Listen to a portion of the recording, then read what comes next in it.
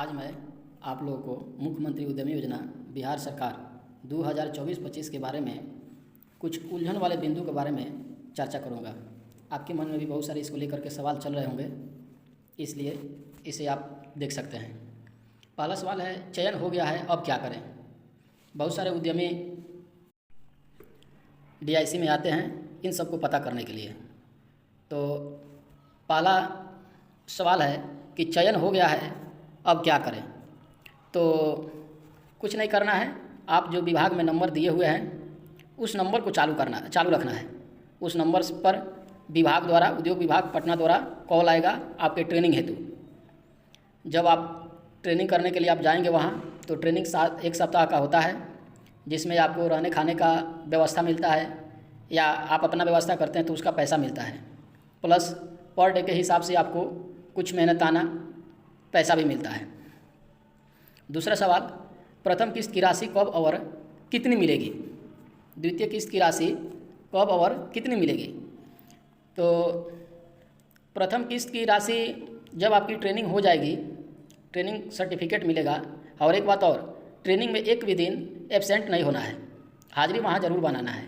एक भी दिन आपका हाजिरी छूट गया, आप बना नहीं पाए, तो आपके प्रथम किस्त की राशि आपको नहीं मिलेगी। तो जब आप ट्रेनिंग कर लेंगे, सर्टिफिकेट लेकर आएंगे, उसके बाद में आपको पैसा मिलेगा। हाँ, जब ट्रेनिंग हो जाएगा, सर्टिफिकेट मिल जाएगा, तो उस सर्टिफिकेट को लेकर के अपने जिला उद्योग केंद्र में जाना है और वो ट्रेनिंग सर्टिफिकेट जमा हो जाएगा और आपको एक SLA होता है, 30-35 पन्ना का एक फॉर्म आता है, उस फॉर्म को आपको भरना होता है, तब आपके अकाउंट में वो पैसे आ जाएंगे। एक और कन्फ्यूजन है कि अकाउंट नंबर शायद आप लोग नहीं दिए हैं। अगर नहीं दिए होंगे तो ट्रेनिंग में आपसे वो अकाउंट नंबर मांग लिया जाएगा।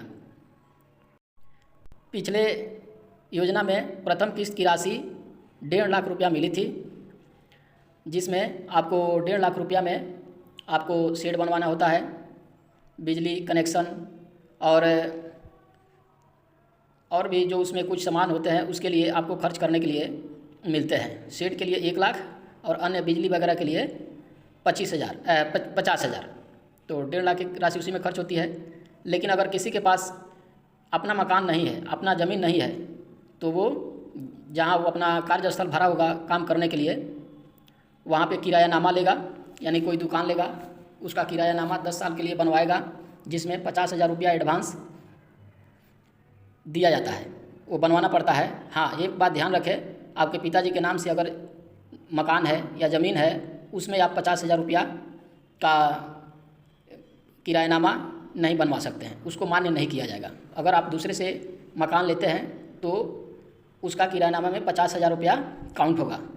मान लीजिए आपके पास बना बनाया मकान मिल गया और किरायानामा बनवा लिए, तो आप बिजली लेंगे अपने यूनिट के नाम से, और बिजली लेने के बाद में जो पैसा बच जाएगा उससे जो है आप छोटे छोटे जो आपके DPR में हैं उससे मशीन ले सकते हैं। और फिर भी ज़्यादा जानकारी के लिए आपके ब्लॉक के उद्योग विस्तार पदाधिकारी होते हैं, आपके जिला उद्योग केंद्र में, या परियोजना प्रबंधक होते हैं, उनसे जा कर के एक बार मिल लें, सलाह ले लें। याद रखें, जो भी आप सामान खरीदेंगे पक्का बिल वाउचर लेना है। कोई भी सामान लेंगे पक्का बिल वाउचर लेना है, जिसमें उसका GST नंबर होता है और टैक्स इनवॉइस लिखा रहता है। किसी भी सूरत में विभाग को धोखा देने का नहीं सोचना है कि हाँ कच्चा बिल ले लिए, वो मान्य नहीं होगा। आपके उद्योग विस्तार पदाधिकारी जांच में जाएंगे और आपका रिजेक्ट कर देंगे, आपको शेष राशि नहीं मिलेगा। तीसरा पॉइंट है, ट्रेनिंग कब और कहाँ होगी। जैसे आपका चयन हो गया है, अब आपको जब कॉल आएगा 10 दिन, 5 दिन, 15 दिन में, तो आप इसका ट्रेनिंग जो है 3-4 जगह होता है। एक CIMP पटना है, बोधगया और एक हाजीपुर, यहीं आपका ट्रेनिंग दिया जाएगा, वहाँ से आप ट्रेनिंग करेंगे। चौथा सवाल कि द्वितीय किस्त कितने दिनों के बाद आएगा। प्रथम किस्त जब आप उपयोग कर लेंगे और पोर्टल खुलता है, पोर्टल पर अपना उपयोगिता प्रमाण पत्र अपलोड करेंगे। जैसे ही अपलोड करेंगे, आपके उद्योग विभाग में, जिला उद्योग केंद्र में उसके ID पर चला जाता है, वो जाएंगे, जांच करेंगे, आपने सही बिल वाउचर लिया है, सही काम किया है, तो उसको आपके उद्योग विस्तार पदाधिकारी या परियोजना प्रबंधक जांच करके द्वितीय किस्त का रिकमेंडेशन करेंगे। रिकमेंडेशन के आपको 1 सप्ताह 10 दिन के अंदर द्वितीय किस्त मिल जाता है।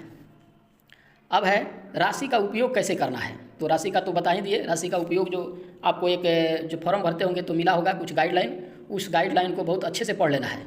फिर भी नहीं समझ में आए, अपने जिला उद्योग केंद्र में जा करके अपने उद्योग विस्तार पदाधिकारी अथवा परियोजना प्रबंधक अथवा जीएम साहब से सलाह ले लेना है। छठा पॉइंट कि यूसी या उपयोगिता प्रमाण पत्र क्या होता है। तो जो आप खर्च करते हैं, जैसे 1 लाख सेट बनाने में मिला, तो जो भी उसका आप सामान लिए हैं और उसके बदले में आपको जो बिल मिला है उसी को उपयोगिता प्रमाण पत्र बोलते हैं। ध्यान रखें, जो हम ऊपर बात बताएं, बहुत से ऐसी समस्याएं मिलती हैं फील्ड विजिट में कि अगर किरायानामा आप ले रहे हैं तो उसमें से ऑलरेडी बिजली पहले से होगा या नहीं होगा, तो आप तार वगैरह लगवाएंगे और जो राशि पैसा बचता है उस पैसे को आप अपने जिला उद्योग केंद्र के सलाह से मशीनरी ले लेंगे। उसमें से अपने व्यक्तिगत खर्च में उठाने को नहीं सोचना है। आप कितना हो भी तेज़ बनेंगे, आपके फील्ड ऑफिसर जांच में जाने पर वो पकड़ ही लेते हैं। और जब आप सही काम किए रहेंगे तो आपके जो जांच अधिकारी हैं निश्चित ही आपका आगे फॉरवर्ड करेंगे। आप जो मेरे स्क्रीन पर देख रहे होंगे कि ये डीपीआर है। डीपीआर यानी डिटेल प्रोजेक्ट रिपोर्ट। इसमें बहुत सारे मशीन का कैसे कैसे उस राशि को खर्च करना है। जैसे जैम, जेली या सॉस कोई करना चाहता है तो लिखा हुआ है प्रथम किस्त 1.5 लाख रुपया मिलेगा, द्वितीय किस्त में 4.5 लाख रुपया मिलेगा और अंत में रॉ मटेरियल के लिए 1 लाख रुपया मिलेगा। तो देखिए लिखा हुआ है पल्पर मशीन, उसका कॉस्ट भी लिखा हुआ है, ग्राइंडर मशीन, मिक्सर मशीन, जैसे यहाँ और पैकिंग मशीन, भी बॉयलेट यूनिट। तो इसमें ध्यान रखना है कि इसमें जैसे मान लीजिए कि आपको जैसे पल्पर मशीन का दाम इसमें 1,15,000 लिखा हुआ है।